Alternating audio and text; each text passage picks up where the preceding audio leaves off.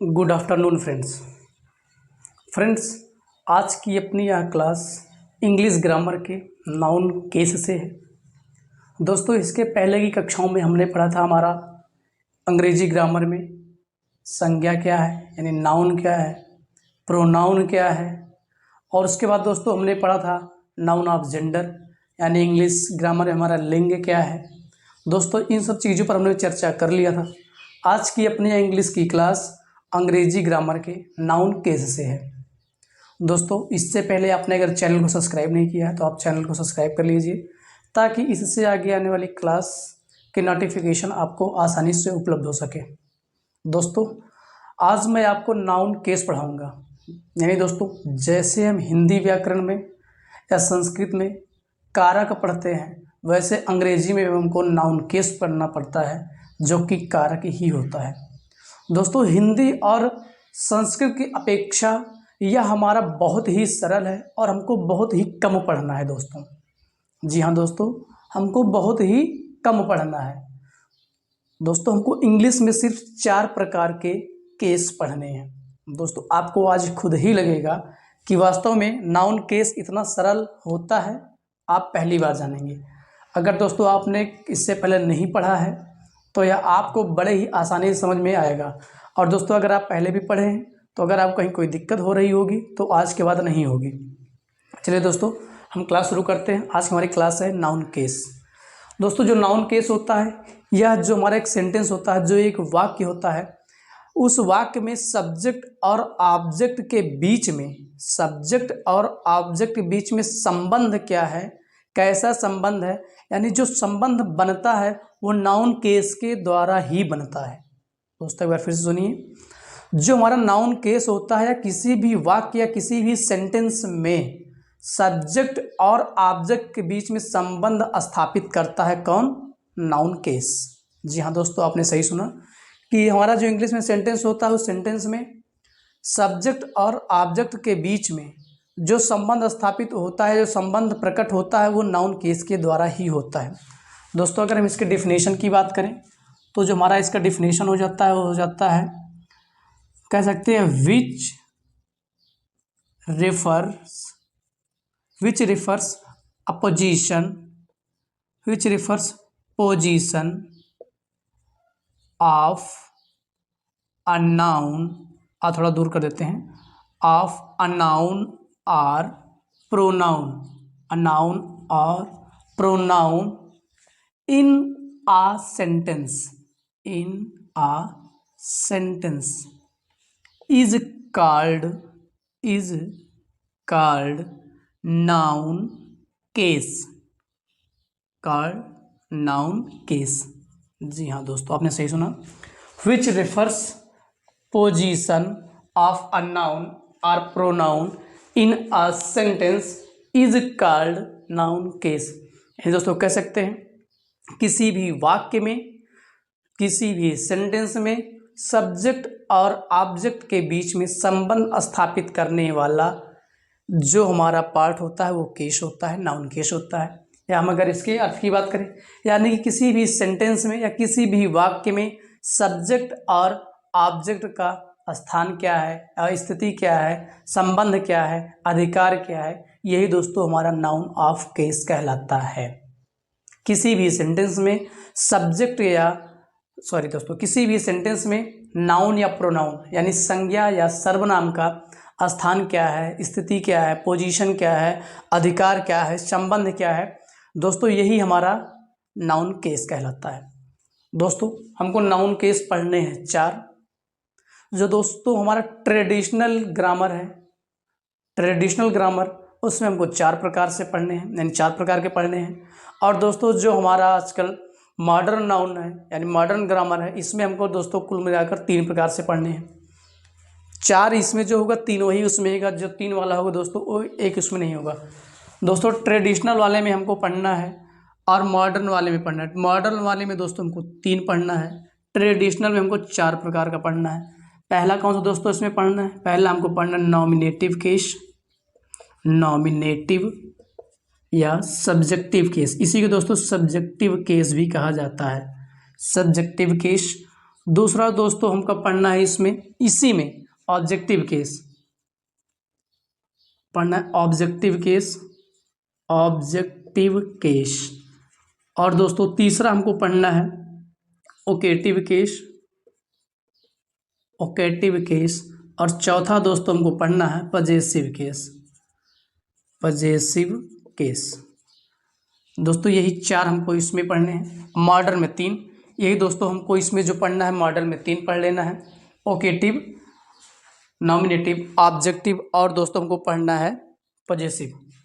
Nominative ये वाला आपको इसमें पढ़ना है, आपको ऑब्जेक्टिव भी पढ़ना है, और दोस्तों इसमें एक आपको पढ़ना है पॉजिटिव। ओकेटिव को दोस्तों आपको छोड़ देना है, इसको इसमें आपको छोड़ देना है। मॉडर्न में जो 3 पढ़ने हैं उसमें से एक दोस्तों आपको पढ़ना है नॉमिनेटिव, दूसरा आपको ऑब्जेक्टिव, तीसरा आपको दोस्तों पढ़ना है पॉजिटिव। इसको ओकेटिव को छोड़ देना है मॉडर्न में। जबकि दोस्तों हमको एग्जाम के पॉइंट व्यू से पढ़ना चारों, पढ़ाया चारों जाएगा।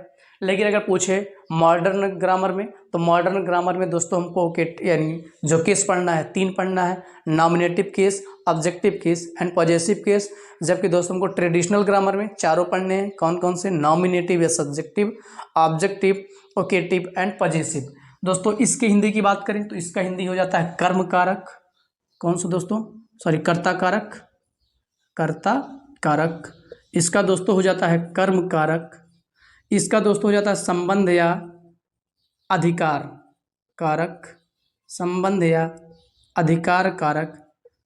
और तीसरा दोस्तों जो हमारा ओकेटिव केस है, ओकेटिव केस, ये दोस्तों ओकेटिव केस, अगर हम इसके हिंदी की बात करें तो इसका हिंदी जो हमारा जो संबोधन कार, जैसे हम किसी को बुलाने के लिए, किसी चीज़ के लिए, जब किसी, अभी आगे आपको बताया जाएगा, जब किसी व्यक्ति को बुलाकर या किसी को भी बुलाकर कुछ कहा जाए या पूछा जाए तो उसके लिए यानी कह सकते हैं कि संबोधन कारक। इसका अर्थ जो होता है दोस्तों होता है संबोधन कारक।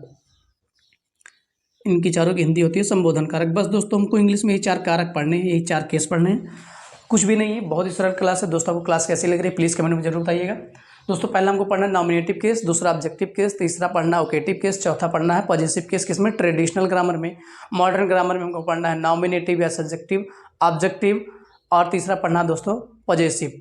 नॉमिनेटिव का हिंदी में अर्थ होता है दोस्तों कर्ता कारक, ऑब्जेक्टिव का अर्थ होता है कर्म कारक, और आपका ओकेटिव का होता है संबोधन कारक, और आपका पॉजिटिव का अर्थ होता है संबंध या अधिकार कारक। दोस्तों इसके आगे आपको एग्जाम्पल और परिभाषा बताया जाएगा, बड़ी आसानी समझ में आ जाएगा। दोस्तों एक क्लास आपको किसी भी कंपटीशन एग्जाम की दृष्टि से भी महत्वपूर्ण है, या आप किसी बोर्ड की तैयारी कर रहे हैं, आप हाई स्कूल, इंटर, BA या कहीं भी आप इंग्लिश पढ़ रहे हैं, उसके लिए भी आपको जो दोस्तों हमारा केस है, केस से प्रश्न कैसे बनेगा, प्रश्न कैसे आएगा, हम इन सब चीज़ों पर चर्चा कर रहे हैं। चाहे दोस्तों आप UP टेट की तैयारी कर रहे हो, चाहे CTET की तैयारी कर रहे हो, चाहे DSSB की तैयारी कर रहे हो, चाहे दोस्तों आप किसी भी चीज़ की तैयारी कर रहे हो, अगर केस से हमारा प्रश्न बनेगा तो यहीं से बनेगा। और अगर आप इसको समझ लेंगे तो प्रश्न कैसे भी पूछे, आपका वो प्रश्न कहीं भी जाने वाला नहीं है।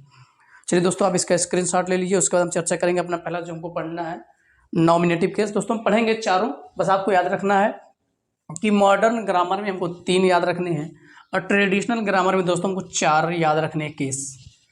चलिए दोस्तों हम पहला पढ़ेंगे नॉमिनेटिव केस। पहला कौन सा दोस्तों पढ़ेंगे हम, नॉमिनेटिव केस। नॉमिनेटिव केस यानी कहते हैं इसको हिंदी में कर्ता कारक। दोस्तों पहला तो आपको उसमें एक याद रखना पॉइंट, आपको क्या याद रखना है कर्ता कारक में, यानी जब कोई सेंटेंस होगा, कर्ता होता कि इसमें दोस्तों सेंटेंस में। दोस्तों जैसे मैं एक सेंटेंस अभी लिख रहा हूं, राम हैज किल्ड रावण। दोस्तों आपके सामने एक सेंटेंस लिखा है राम हैज किल्ड रावण, यानी राम के द्वारा रावण को मारा जा चुका है, या राम रावण को मार चुका है, राम रावण को मार चुका है, क्योंकि ये आपका हैज है। अब दोस्तों यहाँ पर हमको हैज से नहीं मतलब है, हमने कहा कि सब्जेक्टिव केस है जो आपका नॉमिनेटिव केस होगा, इसी को दोस्तों सब्जेक्टिव केस भी कहा जाता है, ध्यान देना है आपको। इसी नॉमिनेटिव केस को सब्जेक्टिव केस कहा जाता है। दोस्तों हमने आपसे कहा जो आपका सब्जेक्टिव केस आपको पहचानना है। यहाँ पर आप देखिए किसी भी वाक्य में जो सब्जेक्ट होगा वही सब्जेक्टिव केस होगा। पहली बात, जो सब्जेक्ट होगा वो हमारा सब्जेक्टिव केस होगा। यहाँ पर रावण आपका ऑब्जेक्टिव केस है। दोस्तों हमको पहचानना कैसे है, अब हमको इसमें जानना कैसे, आपको किसी भी सेंटेंस में दो चीज़ जरूर मिलेगा, ऑब्जेक्ट और सब्जेक्ट हमेशा मिलेगा। तो जिस सेंटेंस में दोस्तों यही समझना, जिस सेंटेंस में सब्जेक्ट की प्रधानता होगी, यानी उस सेंटेंस की क्रिया का प्रभाव कर्ता पर होगा, सब्जेक्ट पर होगा, तो वो आपका सब्जेक्टिव या नॉमिनेटिव केस होगा। दोस्तों क्या याद रखना है आपको, जिस सेंटेंस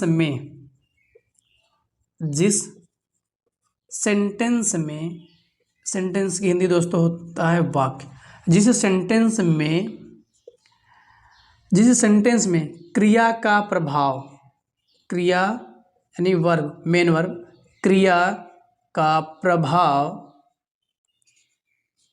प्रभाव सब्जेक्ट का मतलब दोस्तों होता है कर्ता, सब्जेक्ट पर होगा या होता है, वह सेंटेंस या वाक्य, सेंटेंस नॉमिनेटिव या ऑब्जेक्टिव केस होता है, नॉमिनेटिव केस होता है। दोस्तों जिस सेंटेंस में क्रिया का प्रभाव सब्जेक्ट पर होता है वो हमारा नॉमिनेटिव केस होता है। दोस्तों आपको बहुत आसानी समझ में आ जाएगी। जैसे हम एक अगले एग्जाम्पल की बात करें, अगला एग्जाम्पल ले रहे हैं, कैन यू हेल्प मी। दोस्तों आप एग्जाम दे रहे हैं, समझ लीजिए आपके सामने ये जो उदाहरण दिया गया है, आप किसी एग्जाम में बैठे हैं, कंपटीशन एग्जाम में बैठे हैं, आपके सामने एक सेंटेंस आ गया है, आपसे सेंटेंस में पूछा गया है कि यह सेंटेंस आपका जो यह सेंटेंस है सब्जेक्टिव केस है कि ऑब्जेक्टिव केस है। तो दोस्तों यहाँ पर आपको यह ध्यान देना है, लिखा है can you help me, can you help me, कह रहा है कि हम कैन यू हेल्प मी, आप किसी से कह रहे हैं कि क्या आप मेरी सहायता कर सकते हो, क्या आप मेरी सहायता कर सकते हैं या क्या आप मेरी सहायता कर सकते हो। तो दोस्तों आप किसके ऊपर, पूरा सेंटेंस का पूरा दायित्व या पूरा अधिकार भी किसके ऊपर है, जो आपके सेंटेंस का अर्थ निकल रहा है उसका पूरा दबाव किसके ऊपर है, आपके ऊपर है। आप तो चाहते हैं कि वो आपकी हेल्प करे, आप जिससे पूछ रहे हैं कि क्या आप मेरी मदद कर सकते हैं, आप तो उससे पूछ रहे हैं मदद, चाहे आपको आवश्यकता है इसलिए आप उससे पूछ रहे हैं, लेकिन पूरा जो उसका दायित्व है या कैसे वो चाहे जो जिससे आप कर रहे हैं उसके ऊपर डिपेंड करता है कि वो आपकी मदद करेगा कि नहीं करेगा। पूरा दोस्तों किसके ऊपर डिपेंड है, जिससे आप कह रहे हैं। तो यहाँ पर आप जिससे कह रहे हैं, आप समझ लीजिए हमसे कह रहे हैं, तो आपका यहाँ जो यू है, यू आप किससे कह रहे हैं, you can you help me, क्या आप मेरी सहायता कर सकते हो या क्या तुम मेरी सहायता कर सकते हो। तुम किससे कह रहे हो दोस्तों, इनसे कह रहे हो, जिससे कह रहे हो वो आपके यहाँ सब्जेक्टिव केस है और सब्जेक्ट के स्थान पर प्रयोग भी हुआ है। तो दोस्तों आप पूछा जाए इसमें आपका सब्जेक्टिव केस कौन सा है, तो यहाँ पर आपका सब्जेक्टिव केस यू है। दोस्तों विश्वास है आपको बड़े आसानी समझ में आ जाए। हम एक आध एग्जाम्पल की और चर्चा कर लेते हैं। जैसे हम ही हैज़ गॉन मुंबई, अब दोस्तों हम कहें कि इस सेंटेंस में सब्जेक्टिव केस कौन सा है, आप इसका पहले अर्थ निकालें। ही हैज़ गॉन मुंबई, वह मुंबई जा चुका है, वह मुंबई जा चुका है। कौन जा चुका है, वह जा चुका है। किसके बारे में बात हो रही है, इसके बारे में, यानी सब्जेक्टिव केस यहाँ पर आपका ही है। तो दोस्तों में विश्वास है अब आपको सब्जेक्टिव केस कोई भी दिक्कत नहीं होगी। और दोस्तों दूसरी बात, इसको पहचानने का एक ट्रिक भी है कि आप किसी भी सेंटेंस में सब्जेक्टिव केस कैसे पहचानेंगे। बस दोस्तों हमको इसमें कुछ नहीं करना है, कौन और किसने, यानी कौन और किसने से प्रश्न कर लेना है। जब हमको उसका जवाब यानी आंसर मिल जाए तो हमारा सब्जेक्टिव या नॉमिनेटिव केस हो जाता है, जो कि आपको पहले से ही पता होगा। जैसे ही हैज़ गॉन मुंबई, वह मुंबई जा चुका है, यानी कौन मुंबई जा चुका है, तो वह मुंबई जा चुका है। हु हैज़ गॉन मुंबई, यानी कौन मुंबई जा चुका है, तो ही हैज़ गॉन मुंबई, वह मुंबई जा चुका है। कौन जा चुका है, वह जा चुका है। तो जो आंसर मिल जाएगा दोस्तों वही आपका नॉमिनेटिव केस हो जाता है। दोस्तों ये रहा आपका नॉमिनेटिव केस। हमें विश्वास है कि अब आपको नॉमिनेटिव केस से कोई भी दिक्कत नहीं होगी और आपको भी लग गया होगा कि वास्तव में केस बहुत ही सरल है, कुछ भी नहीं, केस सरल ही है। चलिए दोस्तों अब इसका भी स्क्रीनशॉट ले लीजिए, उसके बाद हम चर्चा करेंगे ऑब्जेक्टिव केस की। चलिए दोस्तों अब स्क्रीनशॉट लीजिए, उसके बाद चर्चा करेंगे ऑब्जेक्टिव केस। चलिए दोस्तों अब स्क्रीनशॉट ले चुके होंगे। अब दोस्तों हम इसके आगे चर्चा करेंगे नॉमिनेटिव केस के बाद ऑब्जेक्टिव केस की। दूसरा जो हमारा केस है दोस्तों वो है ऑब्जेक्टिव केस। कौन सा दोस्तों? Objective case. ऑब्जेक्टिव केस दोस्तों, हम अगर इसके हिंदी की बात करें तो इसकी जो हिंदी हो जाती है हमारी हो जाती है कर्म कारक। इसके पहले दोस्तों हमने पढ़ा कर्ता कारक। उसमें हमने आपको बताया जब किसी भी सेंटेंस में कर्ता का प्रभाव सब्जेक्ट पर होगा तो हमारा कर्ता कारक यानी सब्जेक्टिव केस होगा। इसमें दोस्तों हमको पढ़ना है क्या? पहली बात दोस्तों आपको इसमें लिखना है कि जब किसी सेंटेंस में जब किसी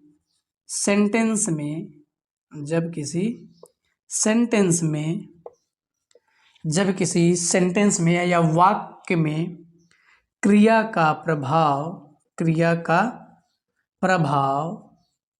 जब किसी सेंटेंस में क्रिया का प्रभाव ऑब्जेक्ट पर होगा, ऑब्जेक्ट दोस्तों यानी कर्म पर होगा, ऑब्जेक्ट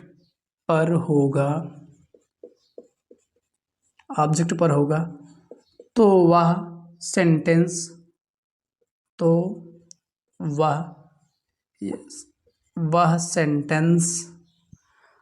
ऑब्जेक्टिव केस का होगा।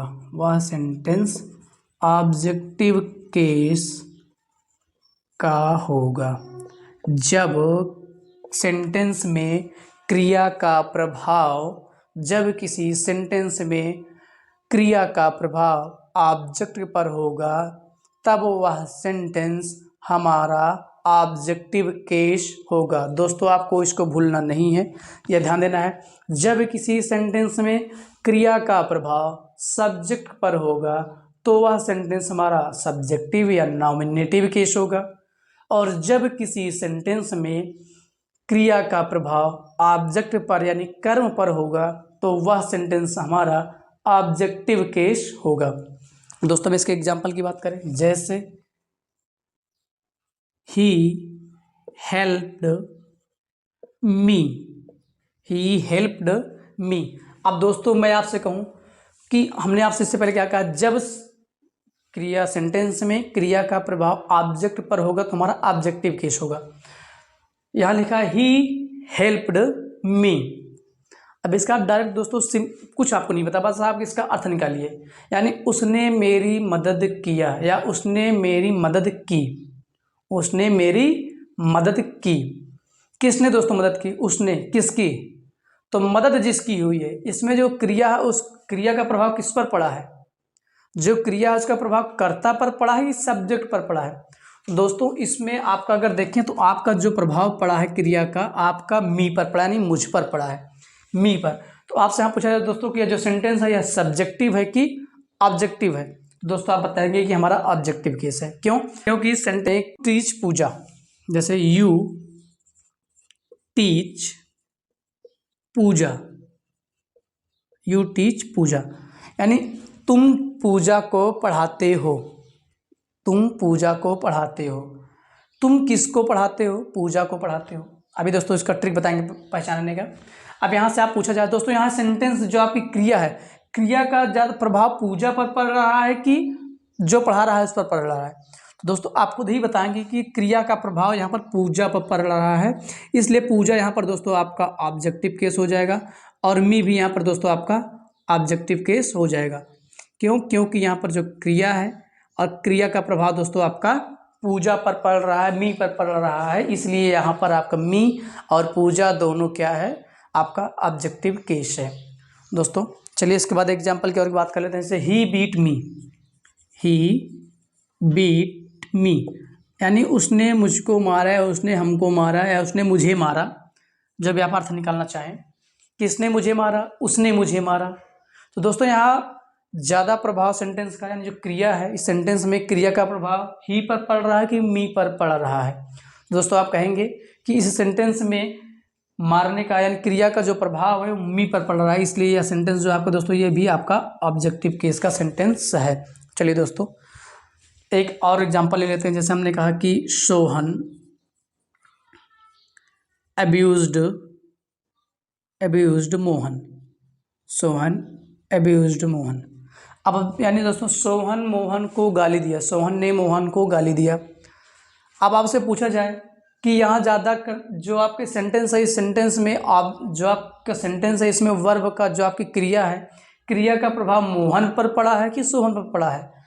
तो क्रिया का प्रभाव आप खुद ही कहेंगे कि मोहन पर पड़ा है, इसलिए दोस्तों यहाँ पर मोहन आपका ऑब्जेक्टिव केस का सेंटेंस बनेगा। तो दोस्तों ये रहा आपका ऑब्जेक्टिव केस। इसके पहले हमने पढ़ा सब्जेक्टिव केस। दोस्तों आपको क्लास कैसी लगी प्लीज़ कमेंट में ज़रूर बताइएगा। चलिए दोस्तों आप इसका स्क्रीनशॉट ले लीजिए, उसके बाद हम चर्चा करेंगे दोस्तों आगे जो हमारा केस है। दोस्तों एक चीज़ इसमें को और आपको और पढ़ लेना है। अब इसका स्क्रीनशॉट लीजिए, उसके बाद हम आपको बता देते हैं दोस्तों इसमें को पढ़ना क्या है। इसमें दोस्तों हमको पढ़ना है अभी ऑब्जेक्ट के प्रकार। ऑब्जेक्ट हमारे दो प्रकार के हो जाते हैं। चलिए दोस्तों इसके नीचे चर्चा कर लेते हैं। ऑब्जेक्ट हमारे दो प्रकार के हो जाते हैं। एक तो दोस्तों हमारा होता है सब्जेक्टिव केस। ऑब्जेक्ट दो होते हैं। ऑब्जेक्ट दोस्तों कितने होते हैं? दो होते हैं। एक होता है हमारा डायरेक्ट ऑब्जेक्ट, डायरेक्ट ऑब्जेक्ट, और दूसरा दोस्तों हमारा हो जाता है इनडायरेक्ट ऑब्जेक्ट। यहाँ दोस्तों पहला हमारा होता है डायरेक्ट और दूसरा हो जाता है इनडायरेक्ट ऑब्जेक्ट। दोस्तों आपको कुछ नहीं रखना, डायरेक्ट में आपको क्या याद रखना है, डायरेक्ट में क्या याद रखना है, इनडायरेक्ट में दोस्तों आपको किसको याद रखना है, बस क्या किसको, बस दोस्तों आपको ये याद रखना है। ट्रिक है इसको पहचानने का डायरेक्ट में। दोस्तों इसके नीचे आपको एक एग्जांपल दिया जा रहा है, आपको बड़े ही आसानी से समझ में आ जाएगा कि क्या है सब डायरेक्ट और क्या है आपका इनडायरेक्ट। दोस्तों डायरेक्ट कह सकते हैं कि इसके पहले हमने आपको जब ऑब्जेक्टिव पढ़ा रहे थे, इसके पहले सब्जेक्ट और ऑब्जेक्ट, उसमें आपको बताया था कि जो हमारा डायरेक्ट होगा वो निर्जीव होगा और जो हमारा इनडायरेक्ट होगा दोस्तों वो हमारा सजीव होगा, यानी ये लिविंग होगा नॉन लिविंग होगा, लिविंग नॉन लिविंग। चलिए दोस्तों हम एग्जांपल से बात करते हैं। जैसे हमने कहा teacher, teacher teach students Hindi. आपको एक सेंटेंस दिया गया है, अब आपसे इसमें पूछा गया है कि इसमें कौन सा शब्द जो है वो आपका डायरेक्ट ऑब्जेक्ट है और कौन सा इनडायरेक्ट ऑब्जेक्ट है, आपको इस सेंटेंस में दोस्तों बताना है। पहली बात आपसे पूछा जाएगा सब्जेक्टिव केस है कि ऑब्जेक्टिव केस। तो दोस्तों आपको पता है ये हमारा, आपसे पूछा जा सकता है कि सब्जेक्टिव केस है कि ऑब्जेक्टिव केस, तो दोस्तों हमको पता है हमारा ऑब्जेक्टिव केस है। चलिए दोस्तों हमने आपको बताया टीचर टीच स्टूडेंट्स हिंदी। तो दोस्तों हमने कहा जो डायरेक्ट होगा निर्जीव होगा और जो इनडायरेक्ट होगा सजीव होगा। दोस्तों आप यहाँ देख सकते हैं कि यहाँ पर, और हमने आपसे बताया जो ऑब्जेक्टिव केस होगा उस सेंटेंस में सब जो हमारा वर्ब होगा, वर्ब का प्रभाव ऑब्जेक्ट पर ज़्यादा पड़ेगा। तो यहाँ पर किस पर पड़ रहा है दोस्तों? स्टूडेंट्स पर पड़ रहा है। तो दोस्तों ये हमारा ऑब्जेक्टिव केस है। और दूसरा आपसे पूछा जाए कि स्टूडेंट का इसमें से जो हमारा इनडायरेक्ट ऑब्जेक्ट है, तो दोस्तों यहाँ पर इनडायरेक्ट आपका जो ऑब्जेक्ट हो जाएगा वो हो जाएगा स्टूडेंट, और हिंदी दोस्तों आपका यहाँ पर हो जाएगा डायरेक्ट ऑब्जेक्ट। ये दोस्तों यानी जब आप टीचर विद्यार्थियों को क्या पढ़ाता है, तो टीचर विद्यार्थियों को हिंदी पढ़ाता है। दोस्तों हमने आपसे कहा था जब आप क्या से प्रश्न करेंगे तो आपको वहाँ पर डायरेक्ट ऑब्जेक्ट मिलेगा, जो कि आपको मिल गया क्या पढ़ाता है? हिंदी पढ़ाता है। तो यहाँ पर हिंदी आपको डायरेक्ट ऑब्जेक्ट मिल गया। टीचर हिंदी किसको पढ़ाता है? तो टीचर हिंदी स्टूडेंट्स को पढ़ाता है, यानी टीचर हिंदी विद्यार्थियों को पढ़ाता है। तो दोस्तों यहाँ पर आपको इनडायरेक्ट ऑब्जेक्ट भी मिल गया। तो दोस्तों ये होता है हमारे ऑब्जेक्ट के दो टाइप, यानी डायरेक्ट और इनडायरेक्ट। जो निर्जीव होगा वो डायरेक्ट होगा, जो सजीव होगा वो हमारा इनडायरेक्ट होगा। तो दोस्तों ये इसके पार्ट हैं। चलिए दोस्तों आप इसका स्क्रीनशॉट ले लीजिए, उसके बाद आगे हम पढ़ेंगे हमारा जो अगला है ओकेटिव केस, उसके बाद हम पढ़ेंगे पॉजेसिव केस। चलिए दोस्तों आप इसका स्क्रीनशॉट ले लीजिए। चलिए दोस्तों आप इसका स्क्रीनशॉट ले लीजिए। अब इसके बाद हम चर्चा करेंगे ओकेटिव केस की। उसकी जी हमारी हिंदी होती है, वो हो जाता है उसकी हिंदी, अगर हम बात करें तो उसकी हिंदी होती है हमारा संबोधन कारक। चलिए दोस्तों ओकेटिव केस इसके बाद हमको पढ़ना है, कौन सा? ओकेटिव केस। दोस्तों इसकी हिंदी जो होती है वो होता है संबोधन कारक। क्या होता है दोस्तों? संबोधन कारक। दोस्तों इसमें हमको क्या रखना है, ये सेंटेंस कैसे होगा? जब किसी सेंटेंस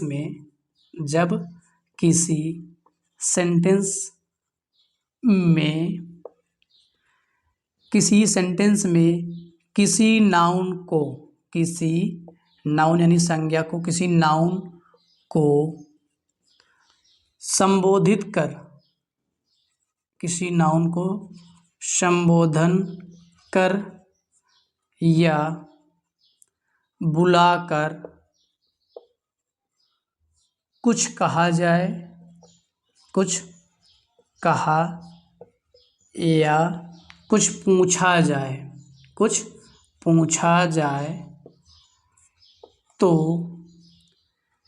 ऐसे सेंटेंस, तो ऐसे सेंटेंस, ऐसे सेंटेंस ओकेटिव, ऐसे सेंटेंस ओकेटिव केस कहलाते हैं या ओकेटिव केस होते हैं। जब किसी सेंटेंस में किसी नाउन को संबोधन कर, बुलाकर या पुकार कर कुछ कहा जाए या कुछ पूछा जाए, तो ऐसे सेंटेंस हमारे ओकेटिव केस होते हैं। जैसे दोस्तों कहा जाए please come here, please come here, या आपसे कहा जाए come here, come here Rakesh, come here Rakesh, या कहा जाए come on guys, come on guys. दोस्तों ऐसे जो हमारे सेंटेंस होते हैं ये हमारे संबोधन कारक या ओकेटिव केस होते हैं। यहाँ पर दोस्तों आप देख सकते हैं कि जो हमारा यहाँ पर राकेश है, आपका गाइज है, या अगला सेंटेंस हम एक दो ले सकते हैं कि go there, go there Ritika. तो यहाँ पर जो आपका रितिका है, यहाँ पर यू साइलेंट है, प्लीज़ यू कम हेयर। तो दोस्तों कहने का मतलब जो ऐसे सेंटेंस है, यानी जो हमारा राकेश है, गाइज है, रितिका है, यहाँ इनको संबोधित करके डायरेक्ट इनको बुलाया जा रहा है। ये दोस्तों हमारे जो है ये संबोधित केस के जो ऐसे सेंटेंस होंगे वो आपके दोस्तों ओकेटिव केस है, संबोधन कारक के होंगे। तो दोस्तों ये हमारा ओकेटिव केस है, सबसे सरल केस है। इसके बाद दोस्तों हम चर्चा करेंगे हमारा जो अगला केस है पजेसिव केस की। आप इसका स्क्रीनशॉट दोस्तों ले लीजिए। चलिए दोस्तों अब हम चर्चा करेंगे इसके अगले पार्ट की, जो लास्ट है वो है हमारा पजेसिव केस। तो दोस्तों ये हमारा था ओकेटिव केस, इसके पहले हमने पढ़ा ऑब्जेक्टिव केस, और ऑब्जेक्टिव केस के पहले हमने पढ़ा सब्जेक्टिव केस। दोस्तों अब हम पढ़ेंगे पजेसिव केस। पजेसिव क्या है दोस्तों? इसका अर्थ होता है हमारा अधिकार सूचक या अधिकार कारक या संबंध कारक। चलिए दोस्तों अब हम पढ़ेंगे पजेसिव केस। पजेसिव केस दोस्तों, पजेसिव केस की हिंदी की अगर बात करें तो इसकी जो हमारी हिंदी होती है तो संबंध कारक या अधिकार कारक, संबंध या अधिकार कारक। दोस्तों इसमें हमको क्या याद रखना है? जब किसी सेंटेंस में, जब किसी सेंटेंस में किसी नाउन का प्रयोग, किसी नाउन या कह सकते हैं pronoun, adjective noun, adjective noun, adjective या प्रोनाउन भी आप लिख लीजिएगा, का प्रयोग, का प्रयोग, प्रयोग किसी व्यक्ति या वस्तु से, किसी व्यक्ति या वस्तु से, जब किसी सेंटेंस में किसी नाउन, प्रोनाउन, एडजेक्टिव का प्रयोग किसी व्यक्ति या वस्तु से संबंध या अधिकार, संबंध या अधिकार व्यक्त करने में, अधिकार व्यक्त करने में, करने में किया जाए, किया जाए तो ऐसे सेंटेंस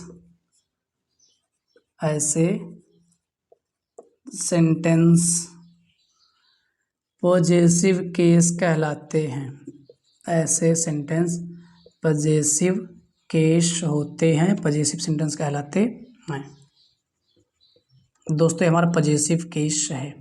जैसे दोस्तों अभी एग्जाम्पल की बात करें, करना क्या है, यानी कहने का मतलब जब किसी सेंटेंस में किसी नाउन का प्रयोग, नाउन प्रोनाउन एडजेक्टिव का प्रयोग किसी व्यक्ति या वस्तु से संबंध या अधिकार स्थापित करने के लिए किया जाए तो इस तरह का सेंटेंस हमारा जो होता है वो पॉजेसिव सेंटेंस होता है। जैसे हम बात करें पॉजेसिव केस का होता है, जैसे these are my books. These are my books, यानी यहाँ पर जो दोस्तों हमने कहा इस सेंटेंस का अर्थ की बात करें तो यह हमारी किताबें हैं या ये मेरी किताबें हैं, ये मेरी किताबें हैं। तो दोस्तों यहाँ पर किताब का और मेरा संबंध बताया जा रहा है, अधिकार बताया जा रहा है, इसलिए यह जो सेंटेंस है ये हमारा जो है किससे संबंध है, हमारा किताब से। तो ऐसे जो सेंटेंस हैं दोस्तों ये हमारे हो जाएंगे पॉजेसिव केस। जैसे हम बात करें this is Ram's book, this is Ram's book, यानी यह राम की किताब है। तो यह किताब किसकी है, राम से है। कैसे पता चला, इन दोनों के बीच में जो संबंध बताया जा रहा है किसके बीच में, किताब और राम के बीच में, किताब किसकी है, किताब राम की है। जैसे दीज आर, अगला एग्जांपल की बात करेंगे दोस्तों हम, these are the legs of the table.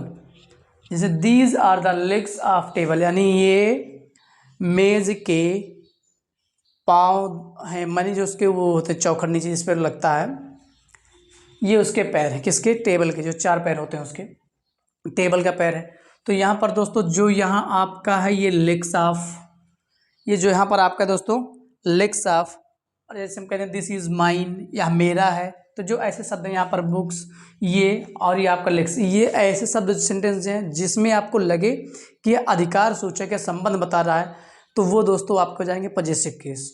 दोस्तों इंग्लिश में हमको यही 4 केस पढ़ने थे। दोस्तों आपको क्लास कैसी लगी प्लीज़ आप कमेंट में ज़रूर बताइएगा। दोस्तों इसके बाद हमको थोड़ा एक रूल और भी पढ़ना है, वो हमारा है एपॉस्ट्रॉफी का, कि हमको एपॉस्ट्रॉफी का प्रयोग कहाँ किया जाता है। अधिकतर दोस्तों हम एपॉस्ट्रॉफी का प्रयोग जो करते हैं किसी सेंटेंस को अधिकार ही व्यक्त करने के लिए अधिकतर किया जाता है।